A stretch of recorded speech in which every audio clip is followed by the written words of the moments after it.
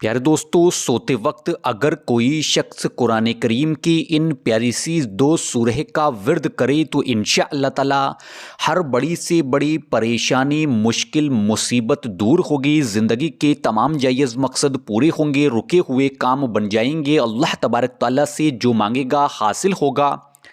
गैब से कर्ज़ की अदायगी होगी, गैबी मदद हासिल होगी। तो प्यारे दोस्तों, वीडियो में आखिर तक बने रहें। वीडियो को लाइक और शेयर करने में बिल्कुल भी कंजूसी ना किया करें, क्योंकि दीनी मालूमात दूसरों तक पहुंचाना सदका-ए जारिया है। इस नियत से इस वीडियो को शेयर करें। प्यारे दोस्तों, आप मदनी आका हुज़ूर नबी करीम सल्लल्लाहु अलैहि वसल्लम ने इरशाद फरमाया, अगर कोई शख्स इस सूरह को एक मर्तबा पढ़ा करता है तो अल्लाह तबारक ताला उसके नामा-ए आमाल में 1/3 कुरान पढ़ने के बराबर सवाब अता किया करता है। वहीं पर आपने दोबारा इरशाद फरमाया कि अगर कोई शख्स इस सूरह को 2 मर्तबा पढ़ लिया करता है तो अल्लाह तबारक ताला उसके नामा-ए आमाल में 2/3 कुरान पढ़ने के बराबर सवाब अता किया करता है। वहीं पर आपने इरशाद फरमाया कि अगर कोई शख्स इस सूरह को 3 मर्तबा पढ़ लिया करता है तो अल्लाह तबारक ताला उसके नामा-ए आमाल में पूरा कुरान पढ़ने के बराबर सवाब अता किया करता है। सुबहान अल्लाह। तो इससे हमको ये मालूम हुआ कि अगर हम लोग इस सूरह को पढ़ते हैं तो इस सूरह को पढ़ने की कितनी बड़ी फजीलत है।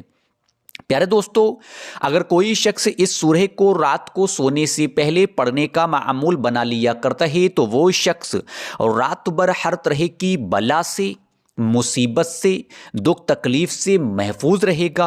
यहाँ तक कि वो शख्स जादू टोना, नजर बद, हसद से भी महफूज रहेगा।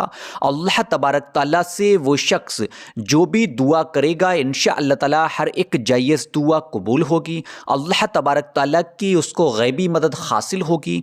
उसके तमाम तरह के रुके हुए काम बन जाएंगे। प्यारे दोस्तों, इसके साथ साथ अल्लाह तबारक ताला उस शख्स को ऐसी जगह से इतना रिस्क, इतनी मालो दौलत अता करेगा जो उसने कभी सोचा भी ना होगा। इस अमल को करने की 2 शरायतें हैं। पहली शरायत यह है कि आप लोग जब भी इस अमल को करें तो अपने दिलों से नफरतें और कीने ख़त्म करने के बाद ही इस अमल को करें। दूसरी शर्त यह है कि आप लोग 5 वक्तों की नमाज़ों की पाबंदी करें, क्योंकि नमाज हर मुसलमान मोमिन पर फ़र्ज़ है। फ़र्ज़ नमाज पहले अदा करें, उसके बाद ही आप लोग कोई अमल या वज़ाइफ करें। प्यारे दोस्तों, अब जान लेते हैं अमल के तरीके के बारे में। या तो इस अमल को आप लोग इशा की नमाज मुकम्मल तरीके से अदा करने के बाद कर सकते हो, या फिर आप लोग रात में जब सोने के लिए अपने बिस्तर पर जाएं तो सबसे पहले वज़ू करें। वज़ू करने के बाद आप लोग अपने बिस्तर पर इत्मीनान से बैठ जाएं या लेट जाएं। उसके बाद मदनी आका हुज़ूर नबी करीम सल्लल्लाहु अलैहि वसल्लम पर 3 मरतबा दुरूद इब्राहीमी पढ़ें। दुरूद इब्राहीमी, जिसको नमाज वाली दुरूद पाक कहा जाता है, आप लोग पढ़ लें। प्यारे दोस्तों, जैसे ही दुरूद पाक पढ़कर आप लोग फारिग हों, उसके बाद फ़ौरन ही आप लोग 21 मरतबा सूरह कौसर को पढ़ें। बिस्मिल्लाहिर्रहमानिर्रहीम। इन्ना आतईना कल कौसर फसल्लि लिरब्बिका वनहर इन्न शानिअका हुवल अब्तर। इन्ना आतईना कल कौसर फसल्लि लिरब्बिका वनहर इन्न शानिअका हुवल अब्तर। उसके बाद आप लोग 21 मरतबा सूरह इखलास को पढ़ें। बिस्मिल्लाहिर्रहमानिर्रहीम। कुल हुवल्लाहु अहद अल्लाहुस समद लम यलिद वलम यूलद वलम यकुल लहू कुफुवन अहद।